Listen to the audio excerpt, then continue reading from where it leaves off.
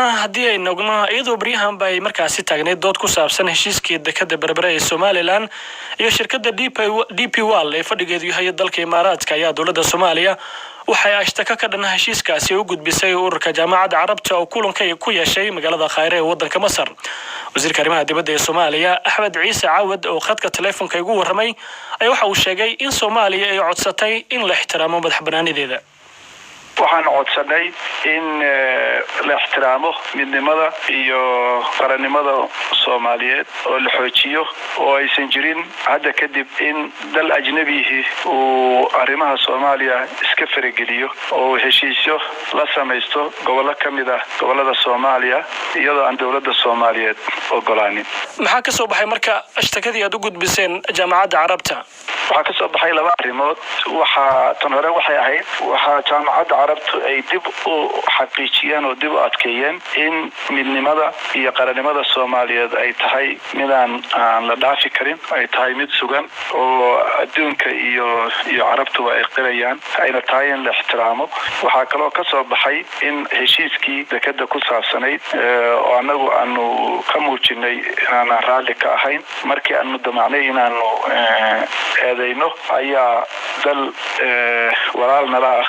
oo xiriir fiican anaga iyo Imaaraadka labaduba aan la leenahay ayaa yiri aniga ayaa arintaas taxgalaya haleeyadaayo. marka labada arrimood ayaa ka soo baxay. wasiir, mar haddii shirkadan laga leeyahay waddanka Imaaraadka, dawladda Imaaraadka ma ku wargeliseen walaacaad ka qabtaan heshiiskani? marka runta ku sheego maya, waqtigu ciriirigu ahaa. go'aanka dekadu wuxuu soo baxay iyadoo ra'iisul wasaaraha iyagii uu shir anagu aanu aragnay inuu mid muhiim ahaa oo la yeeshay madaxda Imaaraadka. sidaa daraadeed ka bacdina inka madaxda ka sharikadaas hadal aan gafa oo aan u qalmin qarannimada iyo sharafta iyo midnimada ummadda Soomaaliyeed ayuu sii daayay. ka bacdina gumco kale sameynayeen oo meelaha maaragtay social media iyo aan ku arkaynay iyo waqtiga ciriiri ahaa isla markiiba jaamacadda Carabta shirkeedii uu furmay. marka meeshaas aanu geynay taladayada ku aadan anagoo dalka Imaaraadka wali ixtiraamayna laakiin cadaynay inaanan dalna ka ogolaan doonin inuu midnimada iyo qarannimada Soomaaliya oo dhinac maro. sidaynu la wada socono wasiir, heshiiskan waxaa qayb ka ah oo xitaa saami ku leh dowladda Itoobiya. marka arintaasi dowladda Itoobiya ma kala hadasheen? waa kala hadalay. dalalka ay khusayso dhan waanu kala hadalay. waxaanu ku niri Imaaraadka oo aniga ku yiri jaamacadda Carabta aanu arintooda keenay. Itoobiya toos baan la hadalno. waxaanu ku niri ma ogolin in qarannimada Soomaaliya iyo midnimadeeda meel looga dhaco mana yeeli karo. waynaga garowsadeen waxayna lagu yiraahdeen waan eegaynaa arintaas. laakiin wasiir, xaqiiqda marka laga hadlo dowladda federaalka kama arrimiso Berbera, Somalilandna waa maamul dhisa. marka meel inda ka talinin sideed ku doonaysaan inaad ku hor istaagtaan mashaariicda ay doonayaan inay samaystaan? waxaan rabnaa horta inaan cadeyno. ra'iisul wasaaruhuna waa cadeeyay markuu qabtay shirkiisii jaraa'id. wasiiradda arrimaha dekaduna way cadeysay markay soo saartay hadalkii arinta lagu diiday iyo dowladda Soomaaliya ku diidaysay. waxaanu cadeynay anaan ku celinayaa inaan hortaagnayn dowladda Soomaaliyeed inaysan hortaagnayn horumar Somaliland iyo dadka Soomaaliyeed meel ay joogaanba u yimaada. ma aha inaan hor istaageen kaliya waa dhiirigelinayna sida ra'iisul wasaaruhu uu sheegay. marka horumarka ma diidanin, dacwana kama qabno. waxaan dacwo ka qabnaa in dal ajnabihi uu iska dhinac maro ummadda Soomaaliyeed iyo qarannimadeeda oo heshiis aan sharci ahayn uu galo. dalka Soomaaliyeed مثلا waxay u dhigan tahay dadka Soomaaliyeed oo Imaaraadka waxaysan ogeyn Imaaraadka dhexdeeda ka sameynaya ama Itoobiya dhexdeeda ka sameynaya ama dal kale dhexdooda ka sameynaya. iyagu ma yeeleen, anaguna ma yeeleyno. dawlad waxaanu nahay qarannimo leh, dadkeeda iyo shacabkeeduna ay sharaf leeyihiin. marka arinta horumarka wax dacwo kama qabno, laakiin waxaanu diidnay waxa weeye sharci darrada ay ku dhaqaaqday sharikadaas iyo wixii weeliya. ugu dambeyntii marka wasiir, arintan buuq badan ayaa ka dhashay oo dhowrkii maalmood aad baa loo hadlayay. marka idinku haddii aad tihiin mas'uuliyiintii dowladda federaalka, ma jiraan qorshayaal kale oo aad doonaysaan inaad ku xalisaan arintani? waxaa dowladda Soomaaliya doonaysa in arintan lagu xalliyo si walaaltinimo oo isu afgarada maalgashiga horumarka ummadda Soomaaliyeed, dadka Soomaaliyeed iyo dalka Soomaaliyeed iyo maalgashiga dalalka ajnabiga ama shirkadka ajnabiga ee Soomaaliya inuu socdo. dhanka kalena in la ixtiraamo sharciga iyo qarannimada iyo midnimada Soomaaliyeed. kaasi wuxuu ahaa wasiirka arrimaha dibadda ee Soomaaliya Axmed Ciise Cawad oo iga waramayay walaaca dowladda federaalka markaasi u gudbisay ururka jaamacadda carabta ee ku aadan heshiiskii dekada Berbera. haddaba maradhalka ashtakadaasi dowladda Soomaaliya ee u gudbisay jaamacadda carabta iyo waxa uu noqon karo ayaan ka wareystay Dr. Ibrahim Faarax Bursaliid. bismillah Bashir waa qorshe aad u fiican waxaad moodaa in waa cusub uu u dhashay jamhuuriyadda qadiyadeeda iyo madax banaanideeda iyo siyaasadeed iyo midnimadeeda inaanay ahayn arrin la faragelin karo ama cadow gudaha ha noqdo ama mid dibadda ha noqdo saqajaannimo siyaasadeed oo noocaana oo ay dal ajnabi ama dalal ajnabi ay sameeyaan wixii ugu horeeyay adduunka hadda ka dhaca ma ahan laakiin waxaad moodaa in dalkii la moodo inuu hilba bisil ahaa weerar noocaas oo kala soo qaadana aysan ahayn arrin nagu cusub laakiin waxaa noo cusub in saraakiisha dawladda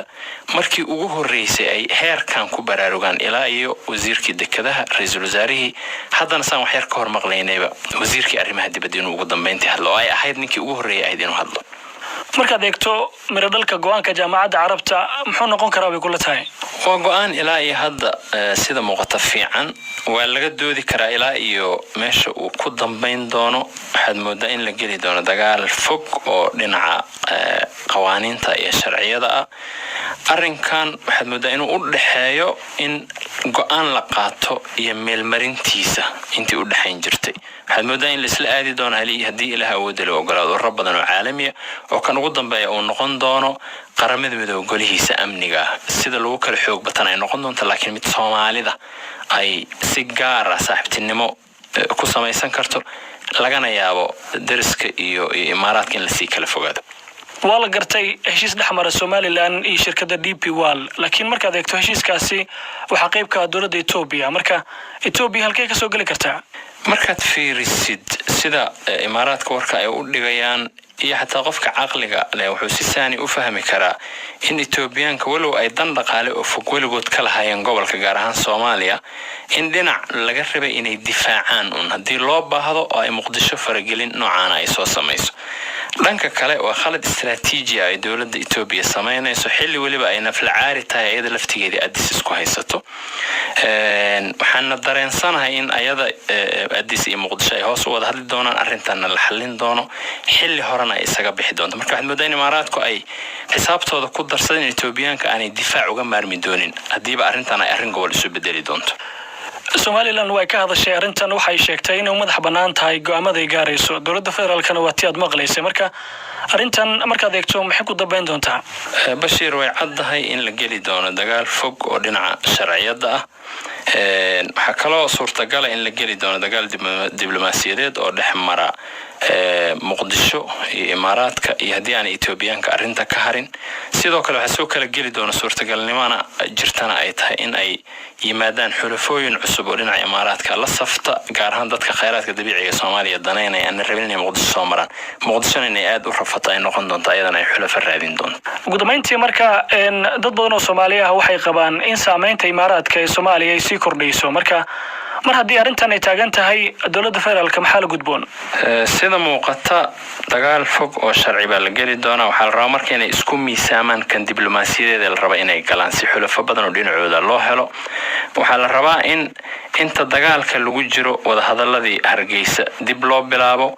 dadka ay ka go'an tahay qadiyada iyo Soomaalinimadana juhdi badan lagu bixiyo Hargeysana aan la fogeynin loo tuso in horumarkooda uu yahay horumar jamhuuriyadda u soo hoyday laakiin la raba in sharciyad la waafajiyo xaq Soomaali ka maqan aan koox gaar aysan qaadan karin ajnabina aan Soomaali iska fardaysan karin kaasi wuxuu Ibrahim Faarax Bursaliid oo ka faalooda arrimaha gobolka oo iga waramayay ashtakada dowladda Soomaaliya u gudbisay jaamacadda carabta iyo waxa ay noqon karto haddaba dhageystayaasha qodobkaasi ka soo raay dhiibtay waxa kamid ah Mawlid Maxamed oo ka soo qoray magaalada Hargeysa waxa uu yiri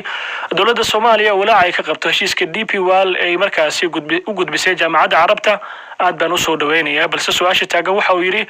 doorka jaamacadda carabta ay ka qaadan karto markaasi heshiiskaasi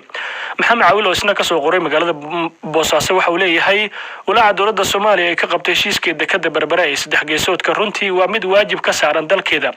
mana la aqbali karo buu yiri faragelinta shisheeye waana khalad ku sax in imaaraadka isagoo soo marin dowladda Soomaaliya markaasi uu heshiis la galo Somaliland kuwaasina waxay ahayn qaar ka mid ah dhegeystayaasha oo fikirkooda kaga soo dhiibtay bartaan facebooka ku leenahay halkaad nagala socotaana dhegeystayaal waa BBC